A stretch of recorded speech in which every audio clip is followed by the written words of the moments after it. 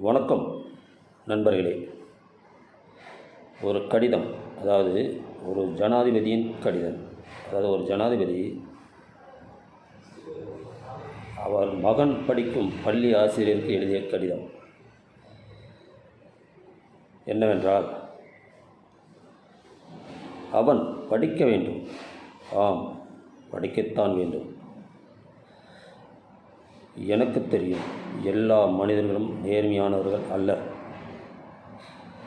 எனக்கு தெரியும், எல்லா மனிதர்களும் நேர்மையானவர்கள் அல்ல. எல்லாரும் உண்மையாக நடிப்பவர்கள் அல்லர் என்பது அவனுக்கு சொல்லித்தாருங்கள்.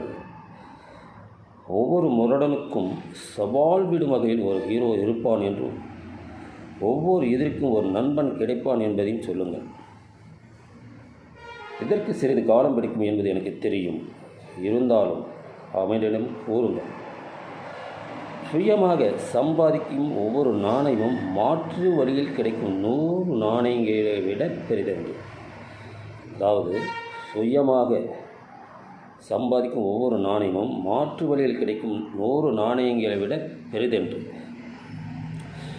வெற்றியைக் கண்டு பூரிக்கும் சமயம் தோல்வி வந்தால் தோண்டு போகாமல் தன்னம்பிக்கையுடன் இருக்க அவனுக்கு கற்றுக் கொடுங்கள். வெற்றியைக் கண்டு பூரிக்கும் சமயம் தோல்வி வந்தால் தோண்டு போகாமல் தன்னம்பிக்கையுடன் இருக்க அவனுக்கு கற்றுக் கொடுங்கள். பொறாமையை கைவிட்டு நேசத்தை கைக்கொள்ளச் சொல்லுங்கள். பொறாமையை கைவிட்டு நேசத்தை கைக்கொள்ளச் சொல்லுங்கள். புத்தகங்கள் படிப்பதன் நன்மையை உணர்த்துங்கள். அதே சமயம் அவனை புத்தக புழுவாக்கி விடாமல் வான்முட்டும் மலை சிகரங்கள், எழில் கொஞ்சம் சோலைகளை ரசிக்கும் ரசனையும் அவனிடம் ஏற்படுத்துங்கள். அதாவது, புத்தகங்கள் படிப்பதன் நன்மையை உணர்த்துங்கள். அதே சமயம் அவனை புத்தக புழுவாக்கி விடாமல் வான்மூட்டும் மலை சிகரங்கள், எழில் கொஞ்சம் சோலைகளை ரசிக்கும் ரசனையும் அவனிடம் ஏற்படுத்துங்கள். காப்பி அடித்து வெற்றி பெறுவதை விட தேர்வில் தோல்வி அடைவதே மேலாது என்ற உண்மையை சொல்லுங்கள். காப்பி அடித்து வெற்றி பெறுவதை விட தேர்வில் தோல்வி அடைவதே மேலானது என்பதை உணர்த்தச் சொல்லுங்கள். அதாவது, காப்பி அடித்து வெற்றி பெறுவதை விட தேர்வில் தோல்வி அடைவதே மேலாது என்ற உண்மையை சொல்லுங்கள். தன் லட்சியங்களில் மற்றவர்கள் குறை கண்டாலும் மனம் தளராமல் முன்னேறும் வழியை போதிங்கள். தன் லட்சியங்களில் மற்றவர்கள் குறை கண்டாலும் மனம் தளராமல் முன்னேறும் வழியை போதியுங்கள். தன் லட்சியங்களில் மற்றவர்கள் குறை கண்டாலும் மனம் தளராமல் முன்னேறும் வழியை போதியுங்கள். மற்றவர்கள் சொல்வதை பொறுமையுடன் கேட்க பழக்குங்கள். முடிவெடுக்கும் சமயம் நேர்மை வழியில் என்று தன் மனதிற்கு சரியென்று பட்டதை தயங்காமல் செயல்படும் துணிவை அவனிடம் ஏற்படுத்துங்கள். துயரம் தரும் நேரத்தில் சிரிக்கும் மன வலிமையை அவனை உண்டாக்குங்கள். அதாவது, துயரம் தரும் நேரத்தில் சிரிக்கும் மன வலிமையை அவனிடம் உண்டாக்குங்கள். தற்புகழ்ச்சிக்கு அடிமையாகாமல் முகஸ்துதிக்கு மயங்காமல் இருக்கும் நடுநிலைமை உணர்வை அவனுக்கு சொல்லித் தாருங்கள்.